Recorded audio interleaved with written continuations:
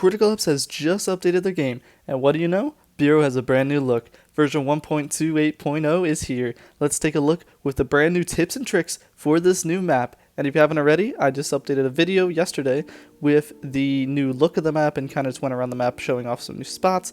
And all the tips and tricks that you guys want to see are in this video, so make sure you watch it till the end. Like, subscribe, follow me on Twitter. Please do all these things. I need subs. I need more views. So comment. Yeah, just have a nice comment and I'll respond to you maybe.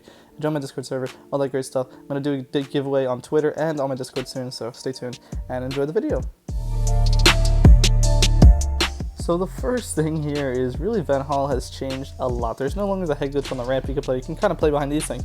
But this new angle here could just be a complete go-to spot. It's actually really hard to get on top, but you guys come to the corner, hop on the trash can. Before, you cannot do this, but you can actually crouch right to the side and have a little bit of an angle here to shoot people to be long before they will see you. It's a really weird head glitch spot, and it actually works. And these the lockers here are not wall bangable, so you can actually play that spot.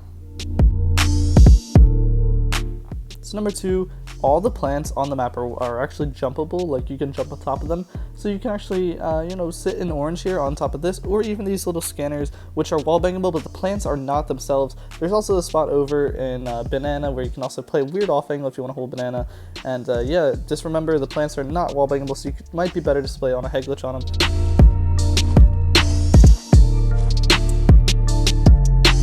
So the third tip here is the T spawn in general is so much different and a lot more vulnerable for campers, or if you're trying to save your gun, it might be good to come in here. You can actually come behind the desk now. It's completely wall bangable, and you can jump on top of this from both sides. So it's very weird, and it's going to be a lot more campers, I think. So go explore it for yourselves. Next up is 2 big smokes from sand that you can throw at a site. One that'll block off the right side and one that'll block off the left side. The left side will actually go a little bit deep, which actually is good for your teammates to be long. But basically what you want to do is put your crosshair just in front of this line, just like this. Pull the smoke out, you aim at this white line kind of, and at the top right here, and it will throw off and bounce off the back wall, and it'll block off the back head glitch and the left side. And there is a way to get it a little bit closer to the head glitch, and it'll completely smoke off the player on the head glitch if they're on that far left side. I'll show you the vision in a second. And then there's the second smoke, which you aim at the second thin line here. You're gonna aim your crosshair right here at this little cross gap, and then it will completely smoke off the right side. This one is very, very effective. And you can actually flash head glitch off of these 2 smokes. You have 2 teammates throw the smokes, and then one of you throws a flash, and then you can easily push up the head glitch, clear out first head glitch, and then you will have a little bit of control on site. Just to go along with this 4th tip, once everything is smoked off, you can actually come to this angle, aim at this little black tip, and then if you crouch throw, you'll be able to throw this perfect smoke into HQ, which will completely block up HQ. So say you are flashing B long into back head glitch, everything's smoked off, the players on head glitch cannot see you on B long, but you can flash it and nade the back head glitch. You can also throw the smoke and block off HQ perfectly, and so if anybody retreats to HQ, they will also be blocked off, and now you have full control of site.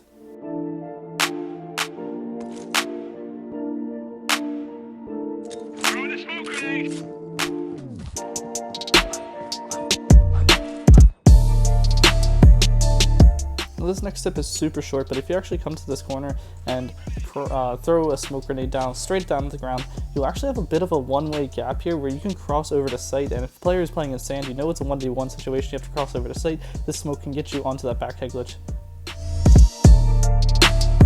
Tip number 6 is a little bit of a pop flash, so you want to crouch back here at elevators. You're going to throw this little flash aiming towards the left of this pole and right in the middle. Now it's going to bounce here, and it's actually going to pop right here. This will completely flash off any player playing deep in orange. HQ players cannot also watch mid, so they have to be playing in orange now in this new update, which means this pop flash will be a lot more effective. Also, make sure if you are the teammate that is clearing sand and then you have to peek off it, make sure you turn your back, because this flash will flash you if you do not turn your back, so you have to turn and then shoot.